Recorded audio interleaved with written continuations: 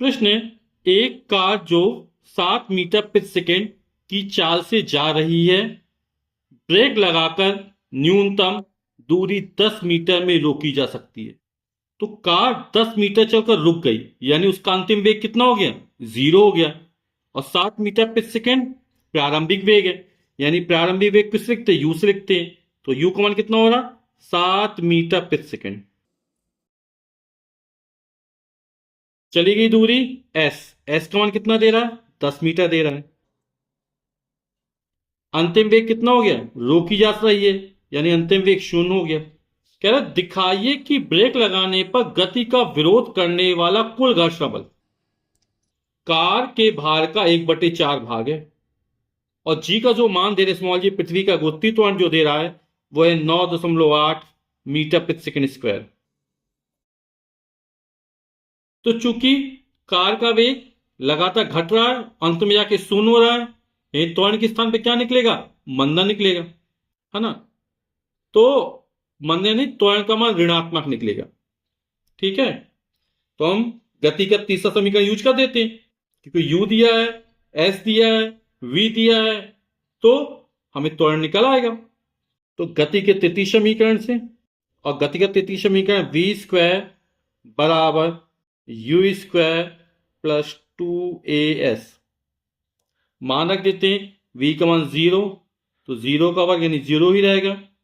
u का मान 7 metre प्रति सेकंड दे रहे हैं, 7 का वर्ग प्लस 2a का मान हमें ज्ञात करना, s का मान हमको 10 दे रहा, तो जाएगा 0, 7 का वर्ग 49, 7 गुणा 7, 10 दूनी 20a, 20a का पक्षांतर कर ले तो -20a हो जाएगा, बराबर 49, a का मान है -20 बटे में जाएगा, a बराबर हो जाएगा माइनस का 49/20, तो ये -20 दूनी 40, शेषफल बचेगा 9, दशमलव लगाएं, 0 बढ़ाएंगे 90 हो जाएगा, 20 चौक 80, बचेगा 10, फिर जोड़ा 20 पंचे 100।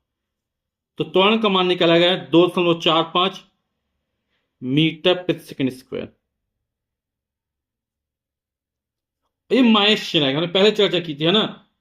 ऋणात्मक चिन्ह ये प्रदर्शित कर रहा है कि वेग का मान लगातार कम हो रहा है, यानी त्वरण की जगह क्या काम कर रहा है? मंदन हो रहा है। ठीक है, अब हमें दिखाना है कि दिखाइए कि ब्रेक लगने पर गति का विरोध करने वाला कुल घर्षण बल। कुल घर्षण बल यानी स्मॉल एफ, कार का भार W, W बराबर m इंटू जी का 1/4 भाग है। तो घर्षण बल बटे कार का भार, घर्षण बल किससे लिखते? स्मॉल एफ से लिखा, कार का भार कैपिटल W से लिखा।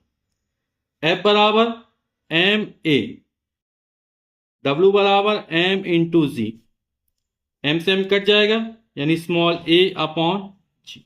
तो F upon capital W, small a का मान कितना है? 2.45। ठीक, माइनस चर्चा की क्या प्रदर्शित कर रहा है कि वेग लगातार कम हो रहा है, यानी मंदन है।